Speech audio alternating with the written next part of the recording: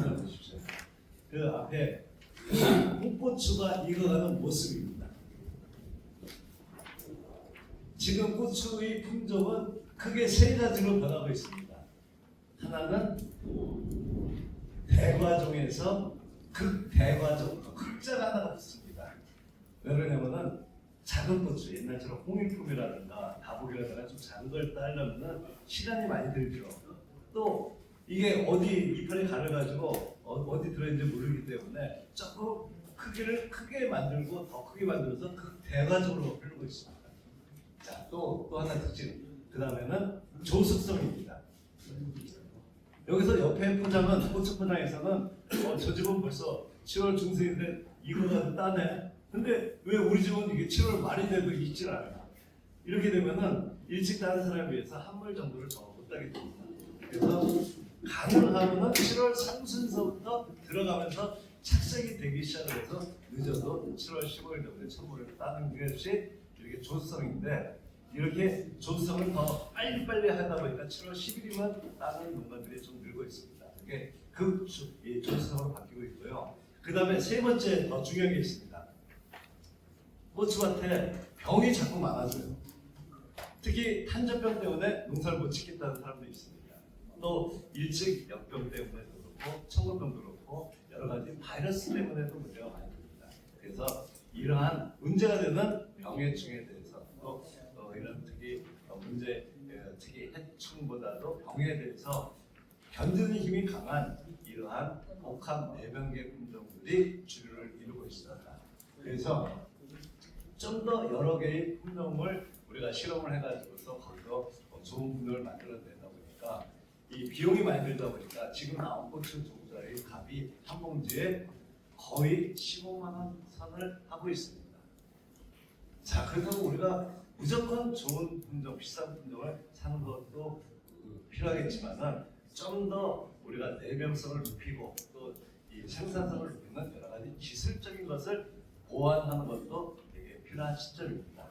자, 그런 점에서 이 고추에 대해서 기술적인 요인을 알아보도록 하겠습니다. 자, 고춧가루입니다.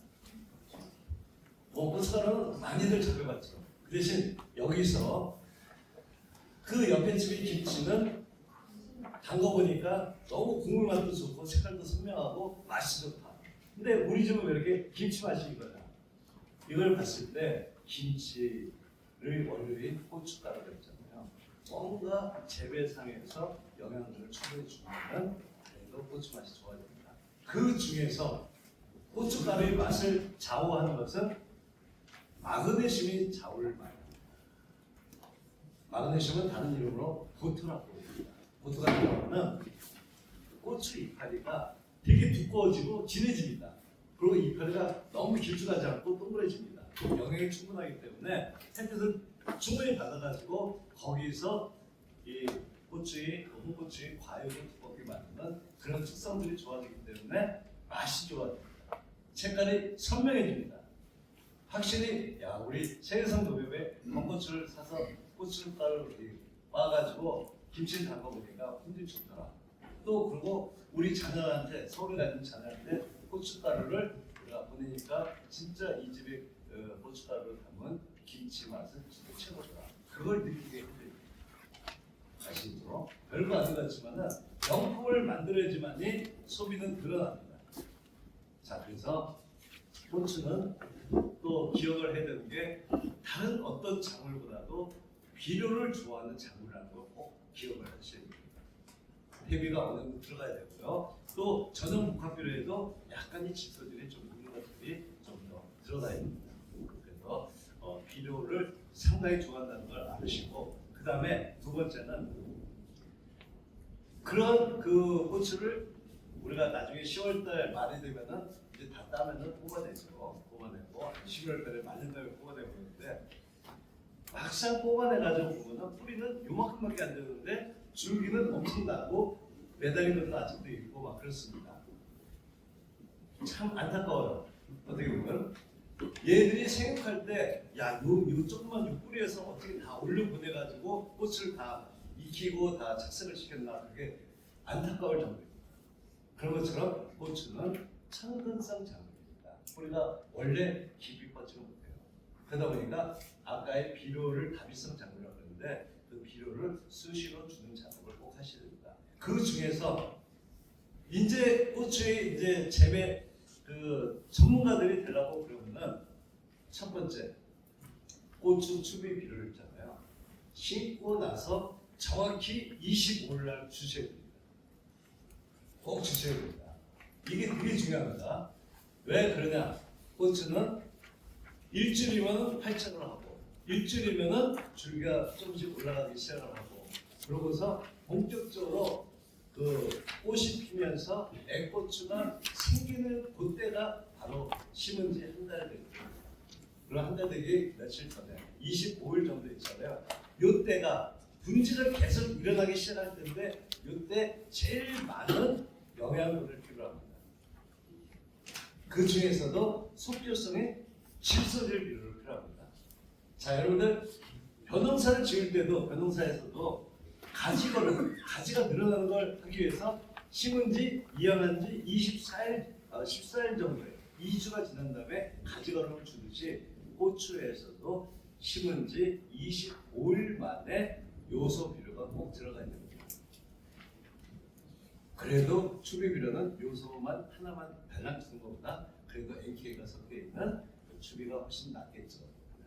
물론 주는 사람에 따라서 차이가 있습니다. 요소를 주는 사람은 조금 상당을 더 빨리 한다는 느낌이 있고 가리가 들어가면 조직이 튼튼하기 때문에 종합적으로 잘 크게 되는 그런 결과가 있습니다.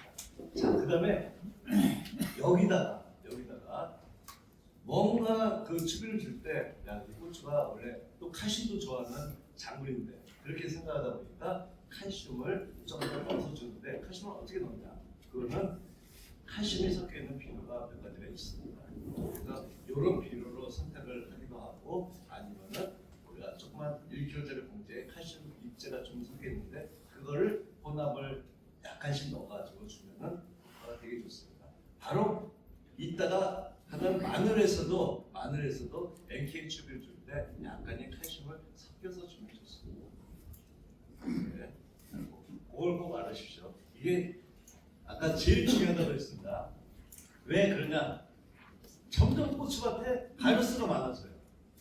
그리고 좀 있다 보면 이파리가 화가 되는 것도 좀 생기고 이렇게 이 비료를 좀 많이 필요한데 이 비료에 대해서 우리가 뭔가 떨어지게 되면은 얘들이 새로운 조직을 못 만들고 면역력이 떨어집니다. 그래서 바이러스에 걸리는 것은 심고 나서 한 달 될 때 뭔가 영양이 필요한데 영양을 보충을 못 해주게 되면은 조직이 제대로 안 생기면서 면역력이 떨어지면서 그때 바이러스가 많이들 오게 되어 있습니다. 그래서 심고 나서 한 달 동안의 관리를 진짜 잘 하셔야 됩니다. 자, 여기 보시고요. 자, 여기 몇 가지 특성이 있습니다. 이 내용은 이 책에 딱 들어가 있습니다. 그리고 이 고추 강의에 대해서는 유튜브에 들어가셔가지고 제 이름이 안이영입니다. 이따 필요하신 분들은 명함을 드리겠습니다. 유튜브에서 안이영으로 들어가면은 뭐 40만의 이렇게 조회수로 다 있습니다. 고추, 마늘 또 다른 작물들 수량이 많습니다.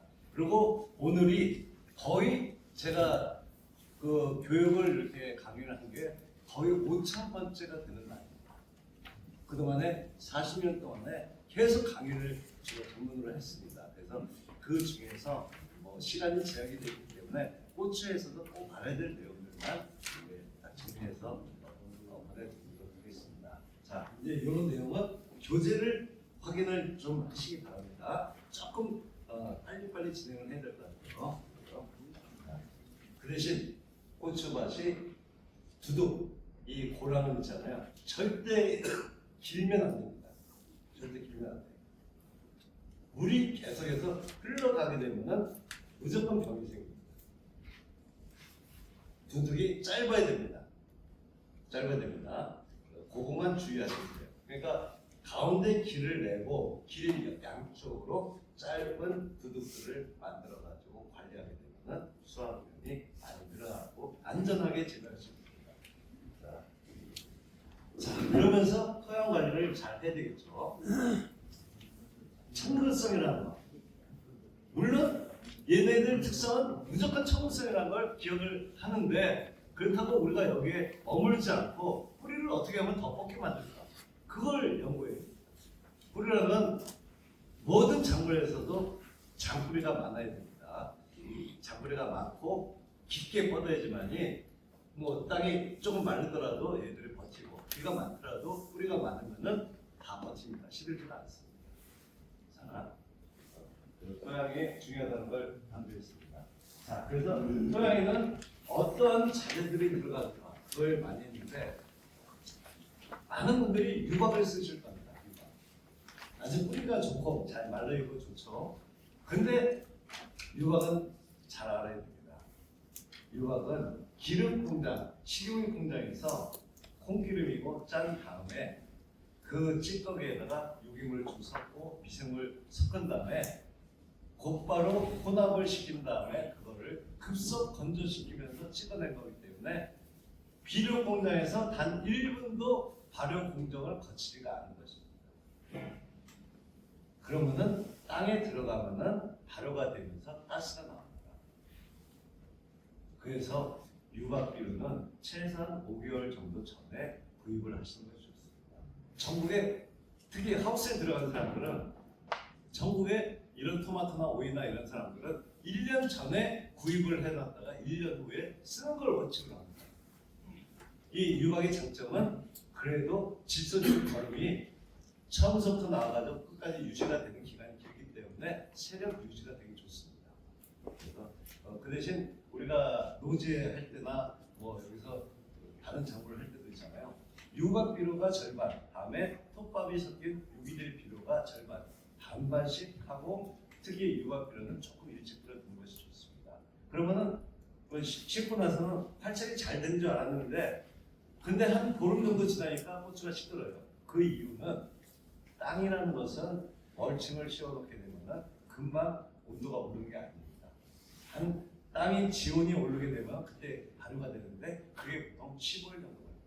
15일 이후에 가스가 나면서 책임이 발생합니다. 특히 덜 썩은 퇴비를 또 얹혀놓고 또 퇴비하고 같이 우리가 루트를 치게 되면 가스가 더 많이 납니다. 이렇게 뿌리는 항상 위험에 노출되어 있기 때문에 뿌리 관리를 잘 하셔야 됩니다. 자, 진짜 중요합니다. 자, 유박은 그렇게 쓰시고 그다음에 그 유기질 비료는 1등급이나 특등급으로 나온 마크가 지키기를 꼭 써야지만이 안전합니다. 요즘은 불량 퇴비들이 꽤 많기 때문에 조심하셔야 됩니다. 자, 그렇게 하고 이 중에서 여기 나오는 석회 고토 비료가 있습니다. 석회 고토 비료 여기 있죠. 석회 고토 비료. 저거는 3년마다 한 번씩 무상으로 나오는 비료입니다. 밭 토양에 대해서 우리가 개량을 위해서 정부에서 지원을 해준 건데 이거는 내년 12월 15일까지 이장을 통해서 면 산업계에서 지원을 해가지고 저걸 보조를 다 받게 되어 있습니다. 보조로 그냥 무상으로 나오는 것입니다. 근데 저거를 뭔가 신청이 자꾸 늦어지고 그래서 안 받는 분들이 꽤 많습니다. 저거는 꼭 받아야 됩니다. 처갓집에 수단과 방법을 가리지 않고 사람 명단을 통해서 이 물량을 확보해가지고 무조건 받아가지고 고추밭하고 마늘밭에 매년 1.9번씩 들어가는 것이 최고의 농산물 생각입니다. 자, 그걸 이제 농협에서도 우리가 그 이쪽 산업계하고 바로 면상터의 산업계하고 맨날 만나니까 좀 참여를 해가지고 우리 지역에 좀 더 많이 돌아갈 수 있도록 해야 됩니다. 고추도 칼슘 결핍증이 되게 심하고 마늘의 경우에도 그 식의 뻥튀기 마늘처럼 아주 푹 들어가는 물러지는 마늘, 이 마늘의 경우에도 칼슘 부족입니다. 칼슘은 원래 석회암지대, 영월이라든가 단영이라든가 또 아니면 바닷가 쪽에 이 바닷바람이 불면 칼슘이 날아가서 막 연면시비 합니다. 칼슘이 원래 주축이 돼서 공급을 해야 되는 게 바로 마늘이고 또 칼슘, 고추라는 걸 알으셔서 그거를 정부에서 무상으로 주는 걸 우리가 놓치면은 손해입니다. 그 다음에 또 하나 모든 작물에서 비용을 적게 들고서 좀 더 고추하고 마늘을 잘 어떻게 하면 잘 될까? 그걸 우리는 항상 연구하죠. 연구하면은 그 다음에는 곧바로 이 칼슘 유황 비료를 꼭 생각을 하십시오. 여기는 비료라고 했지만은 사실은 토양 계량제입니다. 땅을 만드는 것입니다. 그리고 거기는 유황이 들어있어요. 유황이 들어가면은 일단은 살균제 역할을 하기 때문에 이 마늘에서 흑색토록 균핵병하고 고추에서 흰피단병하고 여러 잔류병하고 뭐 여러 가지 한전병에 대한 것까지 방제 효과가 되게 좋습니다. 물론 전문적인 살균제가 아니기 때문에 어느 정도는 효과를 보고 있지만은 우리가 그러한 적용 살균제들은 추가로 투입을 해야 됩니다. 그 대신 병의 밀도가 확실히 줄어들어요. 그리고 그 뭐냐면은 여러분들이 편하게 농산물 택배를 이용을 많이 하시죠. 택배 역할을 하는 게 바로 유황입니다. 왜 이 얘기를 하냐면은 땅 속에 있는 여러 가지 물질들을 다 끌어 모아가지고 그것을 꽃으로 이동시키는 택배 역할을 잘하는 것이 바로 유황입니다. 작년에 되게 뜨거웠죠. 여름철에 이 꽃고추가 이거 할 때 뜨거운 상태에서는 칼슘이라는 게 단점이 뭐냐? 뜨거우면은 얘들은 아주 손 놓고 일을 안 합니다. 흡수가 안 될 거예요. 그러면은 풋고추가 빠른 속도로 신장을 해가지고 우리가 끝에까지 양분이 칼슘이 이동을 해야지만 끝에가 튼튼하는데 우리가 6월 말이고 7월 달에 뜨거울 때 보면은 항상 끝에가 칼슘 결핍증으로 눌러져가지고 다 썩는 경우가 너무 많습니다. 그게 칼슘 결핍증입니다. 자, 그래서 이런 칼슘을 또 택배 역할을 하듯이 공급을 해주는 것이 칼슘 유황물입니다. 그리고 이 칼슘이 있잖아요. 흡수력이 이 칼슘 유황은 다른 일반 석회비료보다도 한 130배가 더 빠르기 때문에 물론 칼슘이 흡수가 덜 되지만은 그래도 조금씩 올라옵니다. 이 상태에서 우리가 연면살포를 또 칼슘으로 해주게 되면 이러한 장애들을 다 예방할 수 있습니다. 자, 되게 중요한 거기 때문에 또 그 가격이 그렇게 비싸지 않기 때문에 6,200원 정도가 하기 때문에 우리가 한 50통에 한 번씩 넣어주시면 되게 좋습니다. 자, 그렇게 하고 여러 가지 미생물들도 있는데 그 중에서 비료들이 몇 가지가 섞여 있는데 요거를 하나 흑설세상 미생물 비료, 양자 흑설세상 미생물 비료를 기억을 잘 하십시오. 너무 신기하게 작물이 잘 되게 만드는 비료이기 때문에 이따 다시 한번 더 설명드리겠습니다. 자, 오리건이라는 쪽으로 기억을 하십시오. 자, 헤비가 보겠습니다. 그래서 이때 석회가 들어가고 아까 칼슘 유황이 들어가는 것입니다.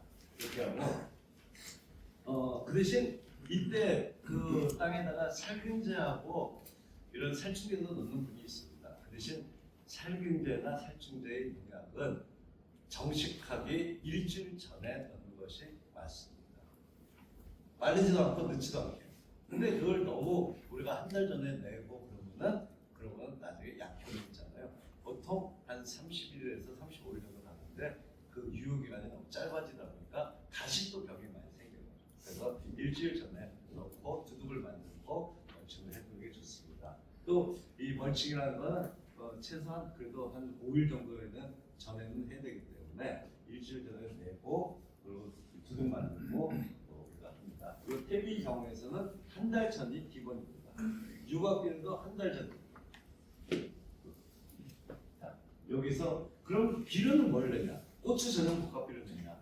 또 그러면서 여러 가지 원형 복합비료 낸다 할 때 한번 이쪽을 생리적인 면에서 양자의 힘이 들어가서 양자라는 게 좀 이해가 안 되겠지만 컴퓨터에도 이용하듯이 무수한 진동을 주면서 비료의 흡수를 높이는 그런 기능을 갖고 있는 우리가 이 원리를 비료하고 혼합을 우리가 해서 혼합이라는 게 흡착을 시켜가지고서 그런 기능을 이용을 하게 되면 생육 상태가 우리가 한 1.5배 정도 기능이 좋아집니다. 그래서 이러한 흑설세상 미생물 비료, 질소 7, 인산 4, 가리가 3, 그리고 유기물이 50%, 그리고 여기에 유황하고 주산이 들어있고 게르만이 들어있고 여러 가지 기능성이 있고 그러면서 이 병을 잡는 기량 미생물이 10의 8승 정도로 엄청나게 많이 들어가 있습니다. 그러니까 땅 속에서 나올 수 있는 이런 균핵병에 대한 거, 또 흰피단병에 대한 거, 또 나중에 우리가 갑자기 시들은 천목병이나 이런 예방을 바로 땅에서부터 먼저 해두기 때문에 나중에 병이 없이 튼튼하게 기를 수 있는 그런 약재입니다. 비료입니다. 또 땅 살리기 유기질에서 괜찮은 거예요. 이것도 결국은 질환 미생물을 이용하기 때문에 앞으로의 그 비료의 이용은 무조건 비료 성분만 있는 게 아니고 질환 미생물을 이용을 해가지고 병에 대한 것도 예방을 하는 쪽으로 많이 흘러서 안전하게 재배하는 쪽으로 흐릅니다. 자, 그렇게 할 때 땅은 좋아졌는데 이 작물들이 고추고 마늘고 처음에 심고 나서 또 파종하고 나서 얘들이 싹이 트고 이 몸 안에서 어린 조직들이 생기고 나중에 뽑힐 것까지도 어린 조직이 생길 때 이때 이런 조직이 생길 때는 많은 영양분을 많이 필요합니다. 그래서 그 영양분들을 이러한 그 수표성이 12월 베스트 같은 걸로 주는 방법. 다음에 마늘밭처럼 또 오래 가고 고추도 6개월 가잖아요. 그래서 요거는 옆에 있는 멀티포트라고 하는 것은 마늘성 비료예요. 마늘성. 6개월 동안 가는 마늘성 비료를 주면 생육 상태가 되게 좋아집니다. 하여튼 이런 상태로 그 조직 형성에 필요한 일양 성분을 좀 더 추가로 보충한다는 것도 생각을 한번 해보십시오. 자, 그렇게 하고 자 이제 심고 나면 관찰을 합니다. 여러분께서는 이 뿌리가 중요한 걸 여러 번 강조했는데 그 중에 꼭 해야 될 것은 심기 전에 묘상에서 이틀 전에 심기 이틀 전에 뿌리 밝은제를 한 번은 꼭 뿌려준다. 왜 그러냐? 이틀 동안에 뿌리 쪽으로 이동을 해가지고 심자마자 흙냄새를 맡고 뿌리가 쭉쭉 나옵니다. 자, 근데 요즘에 와서는 옛날에는 전부 다 고추苗다 길러서 했지만은 고추苗전부 다 사다 쓰는 경우가 많아지고 있습니다. 그것도 포트가 점점 그 셀이 작은 72구짜리 있습니다. 옛날에는 16구짜리 연결 포트, 다음에 25구짜리, 그리고 나중에는 그 48구짜리 쓰다가 지금은 72구짜리를 쓰다 보니까 상토가 들어간 부분이 되게 적습니다. 이런 걸 할 때 얘들이 영양분이 있잖아요. 그 고추가 85일 동안 기르게 되는데 85일 동안에서 4월 달에 우리가 들어가게 되면은 4월 달에 그때가 접어들게 되면은 그 상토의 영양분이 요만큼도 없던 것이 영양분이 다 떨어집니다. 그러면서 얘들이 약해지고 노래지고 이러면서 병이 많이 생기게 되고 그 병이 있는 상태로 이식을 하다 보니까 자꾸 봄밭에 병이 많아지는 것입니다. 자, 이제 이런 것을 다 끊으려고 그러면은 심기 이틀 전에 뿌리 밝은제를 뿌려서 뿌리가 더 빨리 나오게 해서 심자마자 우리가 뿌리가 더 많이 뻗어가지고 땅속의 영양분을 흡수를 하게 되면은 병이 없어집니다. 아시겠죠? 그리고 심은 지 25일 만에 1차 추비는 꼭 주신다는 걸 꼭 알으셔야 돼요. 자, 그래서 그럼 우리 농가들은 이게 유민항에서 다 사갖고 오는데 언제 뿌리냐? 내가 만약에 오늘 심더라도 사갖고 오게 되면은 펼쳐놓고서 150분으로 뿌리 밝은 데를 먼저 뿌리고서 심으십시오. 금방 말라버려요. 그 다음에 또 중요한 게 심고 나서 일주일 정도 되면은 뿌리가 이제 삐져나오기 시작합니다. 이때 심고 일주일 있다가 이때 다시 한번 150분으로 뿌리 밝은 데를 한 번 더 뿌린다는 걸 꼭 기억을 하셔야 돼요. 뿌리가 뻗어나갈 때 더 탄력을 받게 하는 것이 그게 좋습니다. 자, 마늘의 경우에는 뿌리가 없는 상태로 파종을 했어요. 그렇게 되면은 한 10일 정도 되면은 뿌리가 하얗게 나오기 시작합니다. 그래서 한 15일 정도 될 때 그때 뿌리 밝은제를 꼭 살포를 하십시오. 삐져 나와가지고 처음엔 두 장이 붙어서 나오다 갈라집니다. 그래서 이게 영양제를 뿌려도 흡수를 할 만하다. 그래서 파종한 지 15일 정도 되게 되면은 이때 뿌리 밝은제를 꼭 뿌려주는 것이 뿌리가 더 탄력을 받아서 더 잘 나옵니다. 네. 이런 성분들은 그 위에 선단부로 있잖아요. 선단부로 여러 가지 미량 성분들이 되게 많이 필요하다는 거.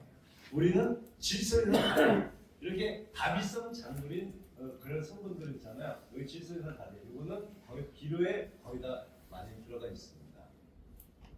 그래서 이 비료 성분과 더불어서 이 여러 가지 미량 성분들이 골고루 있어야 되는데 이 중에서 이 미량 성분이 없으면 어떤 결과를 초래하느냐? 이 중에서 첨가물에 철이 있어요. 철이 없으면은 저도 맨날 어릴 때 엄마한테 철없다 맨날 그 얘기를 많이 들었습니다. 이 고추에서도 철이 없으면은 이파리가 노랗게 돼버립니다. 좀 이따 유묘상에서 있잖아요. 한번 보세요. 이상하게 출입문 쪽이라든가 그 하우스 가에 추운 데 보면은 이파리가 노랗게 개나리처럼 노란 색깔 띠는 게 있어요. 그게 온도가 낮으면은 땅에 있거나 아니면 상태에 있던 철분이 우리가 흡수가 안 될 때 나오는 증상입니다. 또 마늘에서도 내가 11월 달에 늦게서야 11월 상순에 늦게서야 마늘을 파종하게 되잖아요. 그 이후에 11월 중 하순에 나오는 이파리들도 노랗게 나오는 경우가 많습니다. 노랗게 나오면 조직이 충실하지가 않기 때문에 내병성이 더 떨어지게 되고 나중에 뿌리가 좋지가 않습니다. 그래서 이파리 새 잎을 발생시켜서 새 잎이 늘어날 때는 반드시 철분이 있어야 돼요. 마늘에서 똑같습니다. 예. 자, 예, 알으시고요. 자, 이런 것을 이제 영양성분으로 보충을 잘 해줍니다. 자, 그래서 그런 것이 철분이 들어있고 미량성이 많이 들어있는 것이 그런 타이포 같은 거. 그리고 여기서 계량을 해서 밸런스, 다음에 코리아아블에서 콤비 이렇게 계량은 했는데 단가가 되게 비싸지고 있어요. 그래서 제가 볼 때는 이 타이포 성분이 상당히 좋으면서도 가격이 쌉니다. 그리고 40년 동안에 우리 채소 농가들한테 상당히 애용을 한 그런 그 품목입니다. 그래서 이 마늘하고 또 고추에서도 우리가 어릴 때 우리가 이 타이포를 주시면 되게 좋습니다. 특히 마늘의 경우 10월 달에 파종하고 나서 처음에 우리가 맨 처음에는 무조건 뿌리 밝은 데를 1차를 줍니다. 그 다음에 2차는 바로 타이포 쪽을 주시면은 마늘이 월동력이 엄청나게 높아집니다. 자, 그리고 이제 우리가 비닐을 피워를 하게 되죠. 그런 단계를 밟아가야 됩니다. 자, 고추에서도 심고 나서 올해 있잖아요. 5월달 아직 의성 쪽에는 있잖아요. 5월 말까지 온도는 기온은 낮에 오르지만은 야간 온도는 아직까지 낮을 때가 5월 말까지입니다. 5월 말까지 이 타이포를 주면은 미량성분이 흡수가 되면은 나중에 체력이 좋아지고 면역력이 좋아지니까 바이러스가 한 포기도 안 걸리게 돼 있습니다. 이게 이제 고추는 파종해가지고 지금 싹이 좀 트는 단계입니다. 이런 우울증을 벌이고 입이 짱잎처럼 나오게 되는 것은 전부 다 총체벌레입니다. 근데 총체는 여름보다도 지금은 더 작습니다. 잘 안 보여요. 그 대신 우리가 옆에 잡초들 쭉 있고 그런데 잡초 옆에다가 거기다가 검은 종이를 놓고 톡톡 털어보면은 우리가 그 약간 연한 노란 색깔로 기어다니는 벌레가 보입니다. 총체벌레. 총체가 있으면은 문제가 큽니다. 절대 고추밭에는 총체가 없어야 됩니다. 네? 아시겠죠? 왜 그러냐? 총체 얘들은 알을 어디에 낳냐면은 이파리 두께가 우리 얇아 보이지만은 이파리 속에다 놨습니다. 그래가지고 약을 뿌려도 약이 묻어야지만이 죽는데 잘 안 죽습니다. 그리고 번식력이 되게 빠릅니다. 그리고 바이러스를 옮기는 범인입니다. 이 고추에도 또 고추뿐만 아니고 다른 작물에도 바이러스는 거의 10가지 정도가 생깁니다. 한 가지만 생기는 게 아니에요. 이 바이러스가 옮기고 다니는 게 이 작물별로 벌레별로 다 틀리는데 고추에서는 진딧물하고 총체가 주로 옮기고 다닙니다. 그 중에서도 총체가 제일 무서워요. 그래서 절대 총체가 있으면 안 되는 걸 강조드리고요. 자, 여기 있습니다. 자, 묘상 이파리가 조금 지나게 되고 그 다음에 이 온도계가 있잖아요. 이렇게 그 고추 모종 바로 옆에 있습니다. 그래야지 온도가 정확해요. 대신 햇빛을 보는 데다가 온도계를 달아두게 되면 그러면은 온도가 조금 더 올라갑니다. 그 기준해가지고 우리가 낮에는 28도, 밤에는 18도 정도의 10도 정도 차이가 나게끔 편차를 해서 온도계를 관리를 잘 해야 됩니다. 자, 이렇게 하고 대신 여기서 보온도 하고 그러는데 여기 잡초가 없도록 해야 됩니다. 그렇게 하고 물 주는 건 있잖아요. 물 주는 거는 그래도 고추는 다른 어떤 작물보다 열대작물입니다. 열대작물은 영도가 어느 온도가 아니고 12도가 냉해를 받는 냉해 온도. 12도 이상을 기준으로 해줘야 됩니다. 그러면 지하수 물은 한 14도 정도가 나갑니다. 그래도 약간 미지근한 물이 한 18도 정도는 돼야지만 좋기 때문에 하루 종일 받아두고 미지근한 물을 주는 게 좋고, 아니면 지하수 물을 쓸 때는 조금 한 5분 정도는 조금 물을 흘러내려 보낸 다음에 물이 미지근한 물로 반수를 해주고, 그러고서 항상 있잖아요. 물 주는 거는 한 사람이 맞는 게 좋습니다. 사람이 자꾸 왔다 갔다 바뀌게 되면은 물을 주는데 안 주는데 그 표시가 그게 잘 몰라요. 그래서 꼭 주는 사람이 그 생육을 관찰하면서 물 관리를 잘 해야 됩니다. 그리고 저는 이 길쭉하게 놔두게 되면은 이 아무래도 이 출입문 쪽에 바람이 들어오는데 찬바람이죠. 찬바람이 들어오는 데는 생육이 떨어집니다. 나중에 어느 정도 지나면은 바꾸는 작업을 해줘야 됩니다. 자, 그걸 다 바꾸려면 힘들죠. 그러니까 저걸 어떻게 하느냐? 출입문 쪽에도 치마 비닐을 둘러야 됩니다. 우리 옆에 치마 비닐 두르잖아요. 그거를 출입문 쪽에서 두르던가 아니면은 몇 단을 해서 너무나 들더라도 처음에 추울 때는 찬바람이 깔려서 들어오는 걸 막아줘야 됩니다. 저게 깔려 들어가면 이코퍼이 다 생깁니다. 이코퍼 생기고요. 왜냐면 그 우리가 낮에 들어서 뜨겁다 생각을 하면은 문을 활짝 열어둘까? 그러면 위에서 수증기처럼 확 올라가요. 다 날아갑니다. 날아가면서 밑에 공간을 찬바람이 땅에 깔려서 들어갈 때 그때 벽이 많습니다. 그걸 좀 잡아줘야 돼요. 그래서 여러분께서는 두 번째 꿀팁입니다. 올해 약을 하실 때마다 그 약에다가 150 분무기를 기준 20리터 한 마리 기준해가지고 요소를 20g 정도를 꼭 넣어서 주시기 바랍니다. 그게 적은 양으로 150 분무기가 물 한 마리면은 보통 이 밭에 40평 정도를 뿌립니다. 40평에 요소가 20g만 같이 혼용이 되더라도 얘들은 약발을 잘 받게 되고, 또 생교에서 뭔가 지쳐 있을 때 약간이 이 바카스 드링크처럼 진짜 회복이 돼가지고 바이러스에 안 걸리게 돼 있습니다. 자, 그거 기억을 하십시오. 자 이게 총체벌레 흔적입니다. 그 다음에 또 하나, 여러분께서 여기 보이시나요? 검은색의 파리가 있는 거. 이거 보이세요? 이게 뭐 파리가 뭐 중요하냐 하겠지만은 요즘에 와서 육묘상에 저런 파리가 엄청나게 많아지고 있습니다.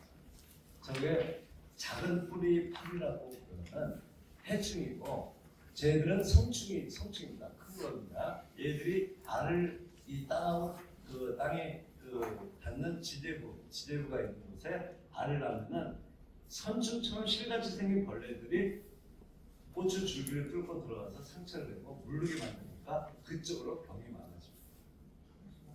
저게 채소 재배에서 되게 문제가 됩니다. 또 마늘에서는 굼벵이 고자리파리가 문제가 되죠. 근데 고자리파리는 다 크기도 있고 흔들거리고 눈에도 보이기 때문에 표시가 나는데 얘들은 아주 미세해서 눈에도 안 보여요. 그러다 보니까 이게 방제를 안 하고 또 그냥 넘어가는 경우가 되게 많은데, 이게 묘상에서 있을 때는 반드시 약제를 살포를 해줘야 됩니다. 자, 그러면은 고추 묘상에서는 제가 그냥 무난하게 볼 때는 첫 번째 안전하면서도 효과가 좋은 것은 토리치라고 그러는 살균제가 있어요. 토리치하고 또 엑셀트하고 그걸 잘 주셔서 벌레에 대한 관리를 잘 하십시오. 자, 아니면은 페트를 가지고, 아니면은 또 청체벌레가 씻고 나서 봄밭에 5월달 가보면 청체가 많이 늡니다. 자, 그래서 그 벌레들을 또 다 방지하기 위해서 맨날 150 분무기 들고 약을 뿌리기가 어렵다 보니까 아예 그럴 바에는 나가기 전에 묘상에서 그 그 포트의 흙에다가 살충제를 관주해가지고 흡착을 시켜가면서 그게 나오면은 한 달 동안에 벌레가 안 생깁니다. 총체벌레라든가 진딧물 또 나방까지도 안 생깁니다. 그래서 우리가 심기 전에 우리가 이 포트에서 팬텀이라고 그러는 살충제가 조금 진하게 씁니다. 150배로 타가지고 우리가 관수하듯이 물을 주고 그리고 심으면은 벌레가 한 달 동안에 안 나옵니다. 아까 얘기했죠? 바이러스라든가 뭔가 아직 면역 체계를 갖추지 못할 때 한 달 안에 흡집이 되고 벌레가 많아지면 바이러스가 심하게 걸립니다. 실제로 이 바이러스 때문에 칼라병이 생기게 되고 또 바이러스가 걸리면은 전부 그 작황의 엉망이 되기 때문에 이 고추가 피해가 심하기 때문에 아예 이걸 예방을 해주는 것도 되게 필요합니다. 그게 펜텀 관주법이라는 걸 좀 기억을 하십시오. 자, 그다음에 심을 때 이 벌레는 그렇다 치고 앞으로 그 시계 고추에 탄저병이라든가 연병이라든가 이런 병들이 땅에서 또 오는 병들이 꽤 많은데 이거를 우리가 좀 더 어떻게 방제를 할까? 그리고 비용이 적게 들으면서 할까? 이렇게 생각을 할 때 그 아예 포트를 우리가 영양제에다가 침적을 해가지고 생일 축제하게 있는데 이때 기랑 미생물하고 같이 혼용한 물에다가 침적하는 것이 좋습니다. 자, 이 농법도 그동안에 여러 어르신들이 별로 안 했을 겁니다. 근데 앞으로의 어떤 작물을 하더라도 이렇게 이식하는 작물에 대해서는 이렇게 기랑 미생물에 침적을 하는 것이 좋다는 것을 강조드립니다. 그 중에 국내에서 지금 상태에서 많이 하는 것이 요 엑스칼리버. 이거는 벼농사 그 친환경 하는 사람들이 벽시 수급을 할 때, 키단금 잡을 때 많이 쓰는 약입니다. 30g짜리 가지고 물 5마리에 희석을 해가지고 침적합니다. 다음에 이게 약값이 좀 비싸다 보니까 좀 더 아그로빅이라고 그런 걸로 좀 싼 걸로 만든 게 있고 그 다음에 아피돌도 많이 쓰고 있습니다. 그 다음에 요즘에 새로 나온 것이 여기 양자 오리노이드라고 그러는 기랑 미생물 제제가 많이들 쓰고 있습니다. 이걸 쓰게 되면은 꽃은 묘가 아주 1등급으로 짱짱하게 잘 크고요. 그 다음에 만약에 여름에 탄저병 때문에 이게 야채 방제가가 떨어진다 할 때 이런 약을 20단말을 탄 상태에서 우리가 거기 20단말에다가 100ml짜리 양자 오리노를 같이 혼용을 해가지고 치게 되면 면역력 증강됩니다. 고추에서 면역력 자체가 높아지니까 병이 안 걸리게 되어 있습니다. 자, 한번 참고를 해보십시오. 예. 자, 고추는 첫 꽃이 방아들에 맺혔을 때 죽는 거고요. 시장에서 고추를 사더라도 한 포기는 뽑아봐야 됩니다. 뿌리 상태를 꼭 봐야 됩니다. 하얀색으로 잘 엉켜 있어야 됩니다. 어떤 거는 중간에 부셔지는 거는 뿌리가 별로 좋지 않고 활착이 안 됩니다. 자, 이렇게 하고 항상 뿌리가 갈변돼 있으면은 갈변된 곳으로 나중에 역병이 들어오기 때문에 많이 발라줬습니다. 뿌리가 하얀 상태로 곧바로 땅 속으로 그 활착이 되는 걸 생각을 하고서 뿌리가 좋은 걸 골라야 됩니다. 자, 근데 시장에 가서 사오는 사람들 중에서 어떤 어머님은 이 포기가 거의 막 60cm 분자 정도 될 정도로 큰 고추물을 사오십니다. 왜 이렇게 큰 걸 사세요? 그러면은 심자마자 줄뜨기가 쉬워서 큰 걸 사는 사람도 있습니다. 근데 절대 좋지 않습니다. 한 장 30cm가 제일 맞습니다. 낮지도 않고 높지도 않고 그 정도가 제일 조직이 짱짱합니다. 이 마디가 너무 길어지면은 나중에 병이 많아집니다. 그리고 멀칭은 이렇게 씌워놨죠. 최소한 일주일 정도는 열 받는 것이 좋습니다. 그래서 열 받은 거는 약간 물방울이 이렇게 비칩니다. 이때 심는 것이 좋습니다. 근데 만약에 이때 심을 때가 5월 1일 날 정도에 많이 심습니다. 그때 그 어떤 분들은 뭐 비 온 날에 활착이 더 잘 된다고 해서 가랑비가 내릴 때 우비 입고 심는 경우도 있지만 절대 그렇지가 않습니다. 고추는 열대성 작물이고 그렇기 때문에 그래도 해가 좋은 날에 심는 것이 좋습니다. 자, 그러면 해가 갑자기 뜨겁고 좋아지게 되면 그럼 이 꽃주묘가 타는 경우가 좀 있습니다. 타는 경우.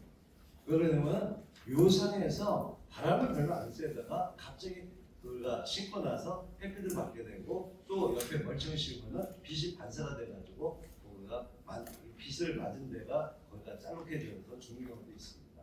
만약에 진짜 너무 그때 봄의 날씨가 심을 때 날씨가 너무 뜨겁다 그럴 때는 뜨거운 시간대만 좀 피해가지고서 맑은 날 아침이나 오후에 심는 것이 제일 낫습니다.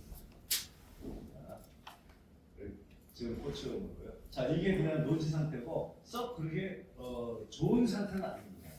그리고 검은색 멀칭을 씌웠습니다. 검은색 멀칭은 빛이 땅속으로 안 들어가기 때문에 확실히 온도가 떨어집니다. 고온성인 고추에서는 뿌리 부분의 온도가 15도 이상은 유지가 돼야 되는데 10도 이하로 떨어지면 활착이 안 됩니다. 그래서 배색 멀칭을 씌우는 것이 확실히 좋습니다. 아니면은 이 상태에서 녹색을 심는다든가 몇 가지 방법이 있지만 비용이 비싸지고 그렇기 때문에 그래도 배색을 심는 것이 제일 무난하고, 만약에 풀이 나는 것이 귀찮아가지고 그냥 검을 씌운다 그럴 때는 우리가 꼭 뿌리 밝은제를 먼저 묘상을 치고서, 그리고 이 검은색을 씌우면 확실히 뿌리가 덜 뻗습니다. 이걸 보충을 해주는 작업을 해야지만이 나중에 성장이 아주 왕성하게 됩니다. 다음에 저온이나 보온기를 받는 것도 있고요. 그래서 우리는 있잖아요, 바람을 그냥 좀 이렇게 주는 작업을 해야 됩니다. 그래서 여러분 있잖아요, 묘가 어느 정도 꽃주묘가 우거지면은 4월달 한 5일서부터 시작을 해서 4월 말까지 한 20일 정도 있잖아요. 이때는 집에서 쓰던 선풍기 좀 낡은 거 있잖아요. 그거를 하우스에다 갖다 놓고 육면에 갖다 놓고 회전을 틀어가지고 바람이 좀 더 돌아가지고 이파리가 좀 흔들리게끔 해주는 작업을 해야 됩니다. 얘들이 육면상에서 나가면은 밤이나 낮이나 바람이 불고 이렇게 흔들리고 꺾이고 상처받고 그런 게 되게 많습니다. 그걸 미리 훈련을 해주는 작업을 해야 돼요.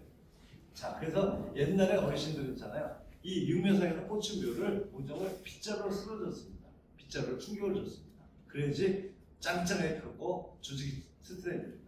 그래서 그렇게 맨날 빗자락질을 할 수가 없으니까 선풍기를 활용하는 작업을 한번 해보시면 A급이 됩니다.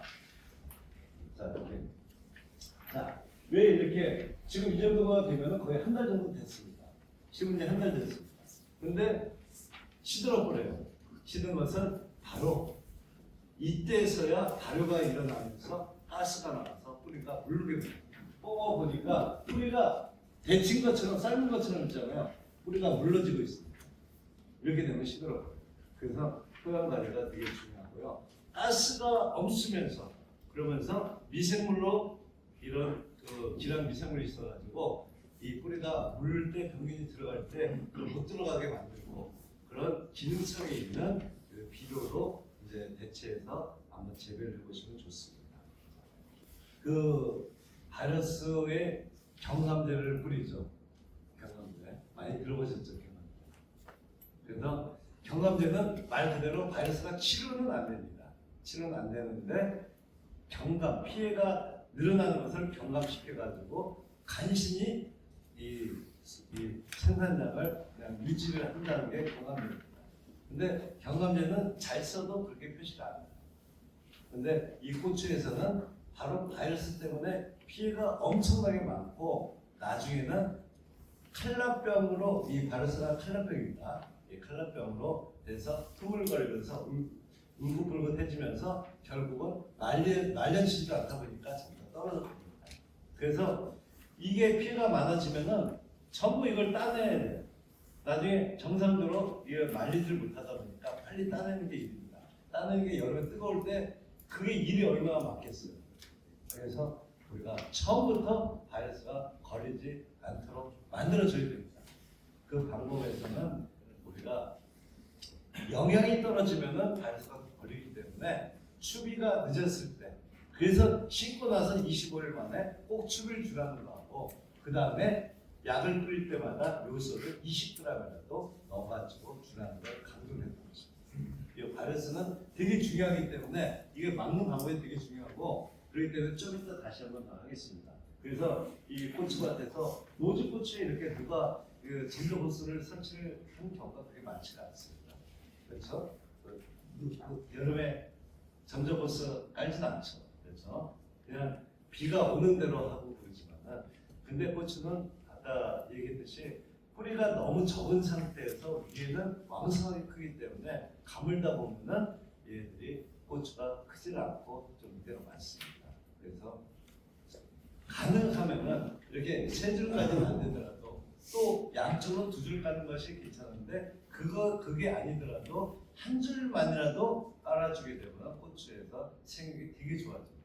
그리고 이제 고추에 필요한 영양분에 대해서는 항상 물 줄 때 우리가 같이 주는 작업을 해야 됩니다. 꼭 비싼 거가 아니고 생육에 도움이 되는 거, 요즘을 타서 주는 방법, NK를 타서 주는 방법, 여러 가지 방법에서 또 붕산을 녹여 주는 방법을 통해서 생육 상태를 최상태로 만들어야 됩니다. 이제 우리 세계섬 쪽에서는 우리 주산 작물에 대해서는 다른 어떤 지역보다도 아주 명품이 나오게 만들고 안정되게 더 많은 수확이 나올 수 있도록 해야 됩니다. 그 중에 물과 비료를 같이 주는 방법이 제일 중요한 기술입니다. 그리고 점점 요새는 이 물 주는 호스를 통해 가지고 벌레에 대해서 살충제를 관주하는 방법도 있습니다. 벌레 살충제, 펜던 같은 거 주게 되면은 총체벌레 같은 거 다 잡습니다. 그런 방법. 다음에 카디스라고 하는 살균제를 주게 되면은 우리가 꽃에서 나오는 이런 이 균핵병이라든가 질병공황이라든가 또 나중에 갈색 전문인병이라든가 또 탄저병이라든가 이런 거에 대한 예방 효과가 좋고 흰가루병도 잡을 수 있기 때문에 이 살균제도 요새 물로서 주는 것입니다. 그 대신 아무 살균제나 다 쓰는 게 아닙니다. 물에 진짜 잘 녹아서 수 용해도가 높아가지고 이걸 주게 되면 뿌리에서부터 저 끝에까지 이게 이동이 잘 되는 약재가 몇 가지가 정해져 있습니다. 그 상태를 잘 선택을 해서 반죽해 주게 되는 것입니다. 자, 그렇게 하고 총체벌레가 진행하면은 조금씩 울긋불긋 해줍니다. 그래서 총체를 잘 잡는 약재는 여기 보면은 토리치하고 엑설트하고 다투를 있습니다. 토리치, 엑설트, 다투. 그래서 제일 어릴 때는 먼저 엑설트가 좋습니다. 안전하고 제일 괜찮습니다. 그다음에 토리치를 치면은 나방까지 잡습니다. 그리고 다투를 응애까지 잡습니다. 응애를 잡는 약재가 그렇게 많지 않습니다. 나방도 잡고 응애도 잡고 총체를 잡으면은 다투를 유일한 것 같습니다. 자, 그럼 여기서 꿀팁이 또 하나 있습니다.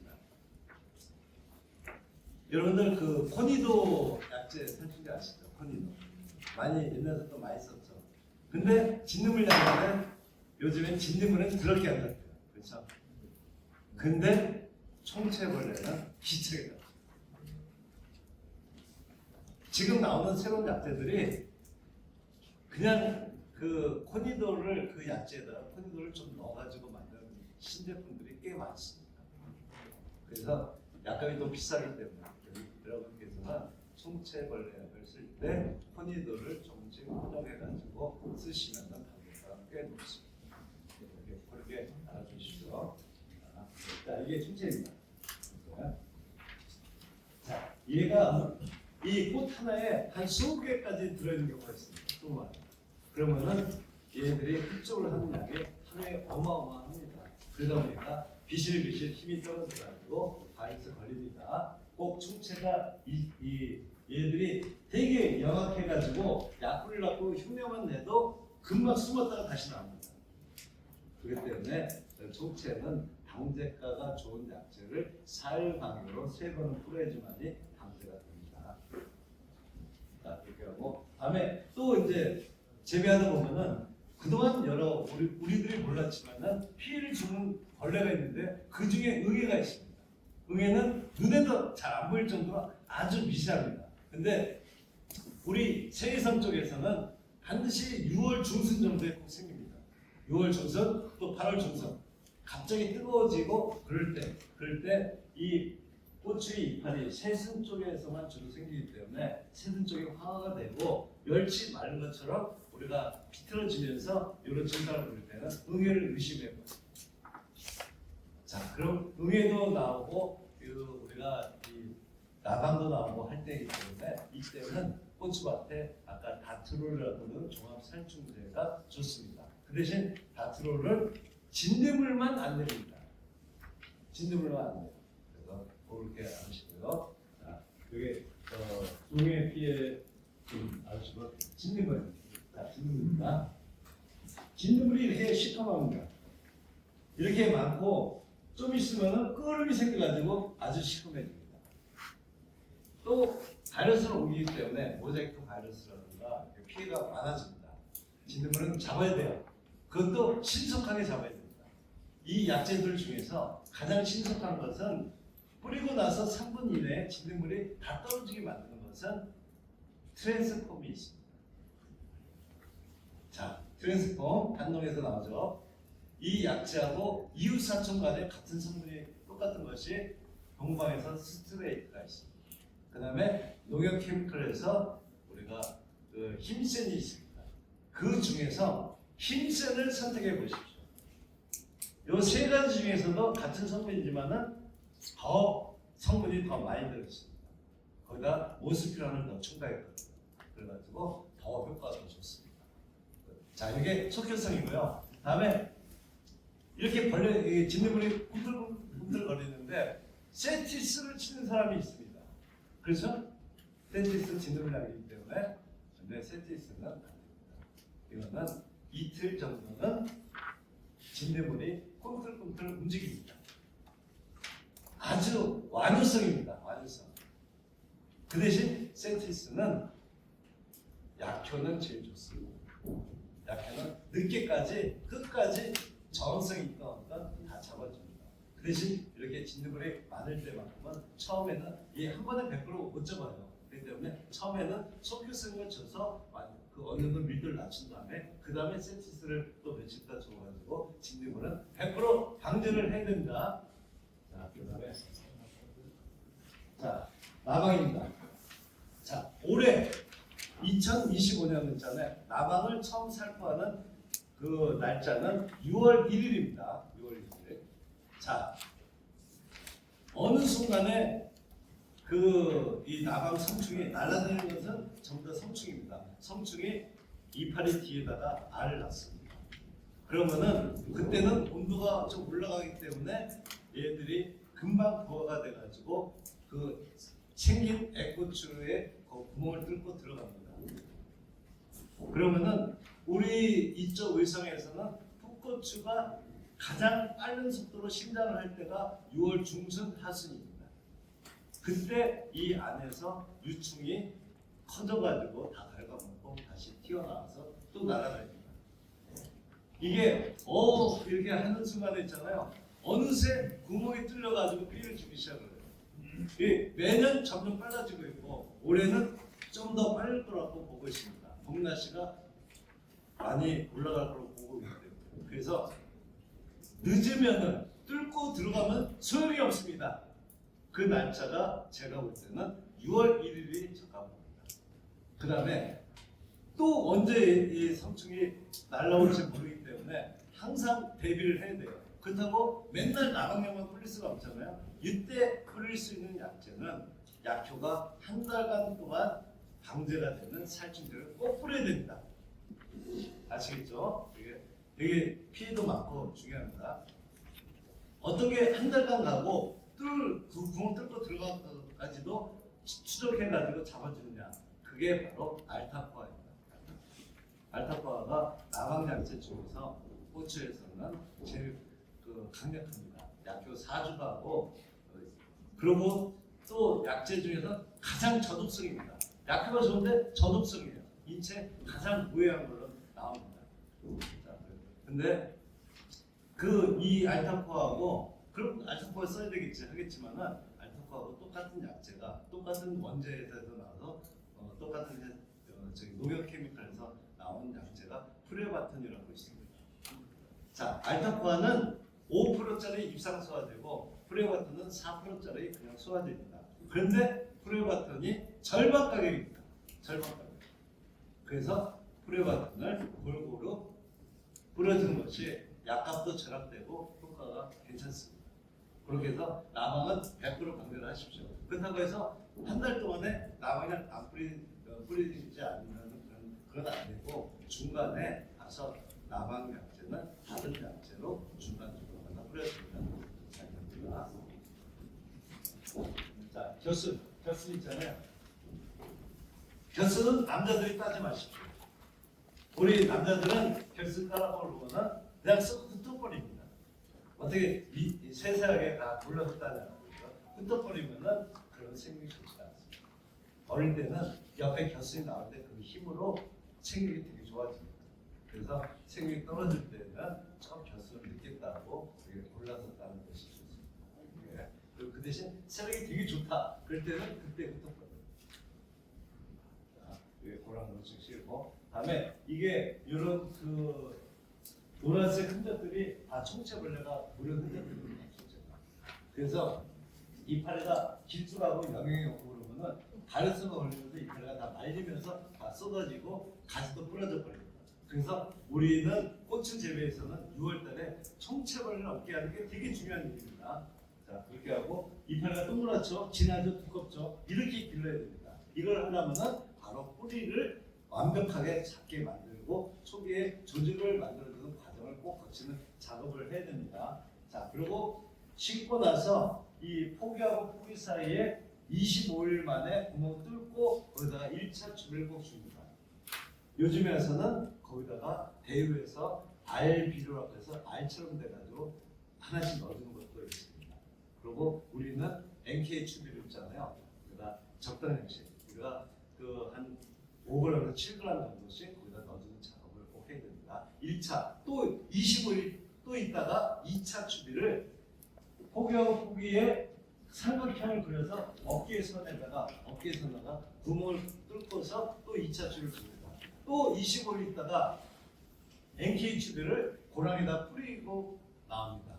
그래서 고추 동문가들 많이 따는 사람들 보면은 꼭 수확을 하고 나자마자 꼭 추비를 줍니다. 아니면은 점점 호수가 있는 농가들은 물을 비료를 타가지고 꼭 줘야 됩니다. 고추는 완전히 다비성 작물입니다.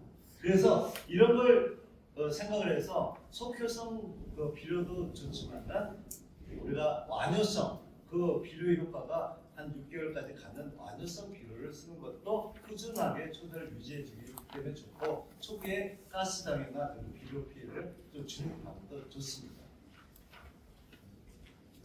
자, 이게 바이러스 증상들입니다. 자, 이게 이렇게 생겼을 때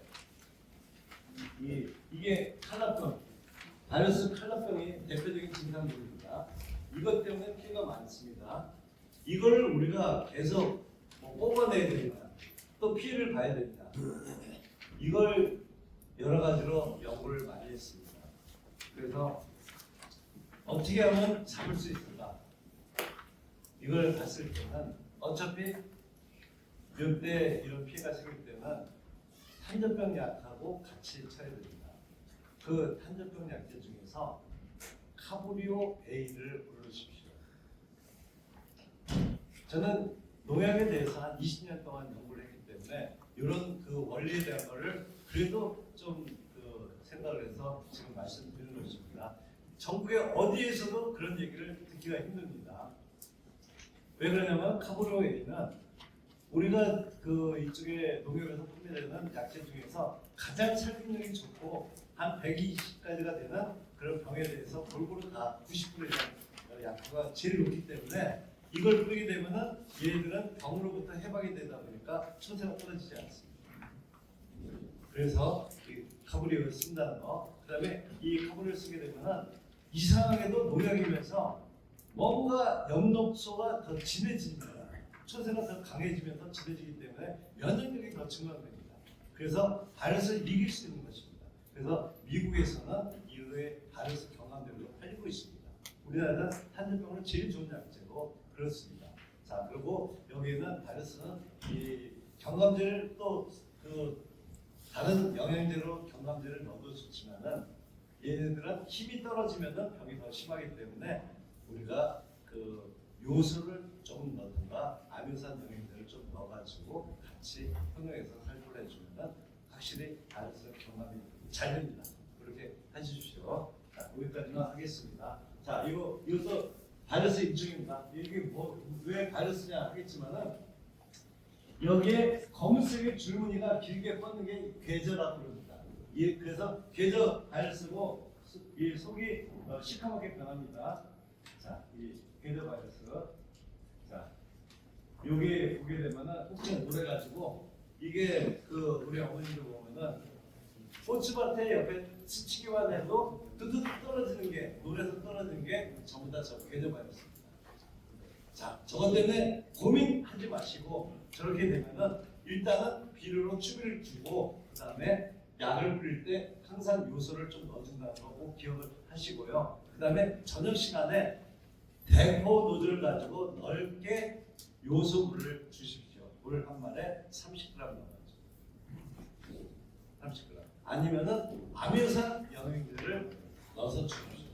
아니면은 아까처럼 양자 오레논이라고 부르는 조그만 병에다가 요소물을 타고 아니면 아미노산 영양제 중에서 우리가 양자 하나로 액비라는 게 있습니다. 그거하고 같이 혼용을 해가지고 한번 영향을 주게 되면 또 면역력을 증강시키면은 이 증상들이 없어집니다. 그 다음에 7월달로 가서 비바람이 치고 흔들리고 환자병이 번질라고 그러면 있잖아요. 그 다음에는 아까 얘기했던 카브리오 A하고 다음에 실바코라는 약제하고 실바코는 환자병으로도 유명합니다. 과선, 사과과선에 이렇게 많이 씁니다. 그래서 이 두 가지가 효과가 있습니다. 두 가지를 교대로 우리가 살포를 해주면 치료 효과 때문에 환자병을 거다 잡을 수가 있습니다. 자, 그리고 만약에 이 탄저병이 옆에 막 번져가고 다 떨어지고 막 문제가 될 때 이게 위험성이 높을 때는 약효가 더 높아야 되겠죠. 높이려고 그러면 그때 아까 얘기했던 오리논 같은 약제를 그 효소제를 하나를 넣어주면은 되게 관계가 됩니다. 자, 아까 제가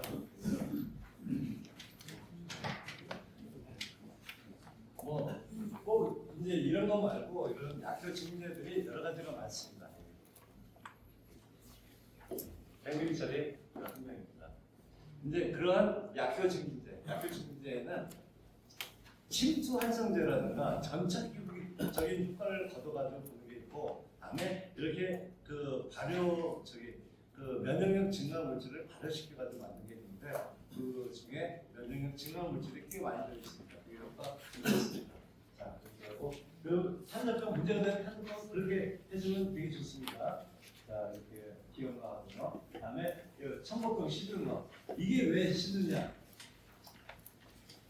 이제 꽃은 뿌리가 적다고 했습니다. 그리고 위에 그 홍고추를 익혀야 되고 이파리를 매달아야 되고 위에서는 영양 소비가 되게 많은데 뿌리에서는 뿌리가 적다 보니까 영양분을 공급을 못합니다. 그 중에서 생명을 유지하고 생육을 조절해주는 물질이 붕소 성분인데 붕소가 적게 되면은 얘들 고추 씨도 그렇고 이게 그 고추 형태를 유지할 때 붕소가 되게 필요한데 근데 붕소가 없으면은 자기 뿌리 끝에서 붕소를 빼앗아 갖고 와서 고추 씨가 여물 때 쓰여버리기 때문에 이게 붕소를 빼앗긴 뿌리 끝에서 뿌리가 물러지기 시작하면서 썩어버리면은 그쪽으로 세균성 청국병이 병균이 들어가면서 고추가 갑자기 시들어버려요. 아시겠죠? 그래서 이렇게 뭔가 뿌리 유지를 끝까지 좋게 관리를 할 때 이때 이 붕소를 우리가 150분기에다가 우리가 한 10g 정도만 넣어가지고 한 번은 요소 비료를 20g 넣고 한 번은 붕산을 10g 넣고 이렇게 교대로 하게 되면은 생육 관리할 때 아주 무난하게 관리가 잘 됩니다. 과수원도 똑같고 마늘도 똑같습니다. 네. 이렇게 하시고요. 뿌리 무름 증상을 예방할 수 있고 역병 피해를 잡을 수 있습니다. 장마 때 이 그 평지에다가 배수가 안 돼가지고 이 고추 두둑까지 물이 출렁출렁 거려도 그래도 붕산을 이렇게 가끔씩 연면 살포를 해주기 위해서는 시들지는 않습니다. 이 칼슘이거든요. 칼슘.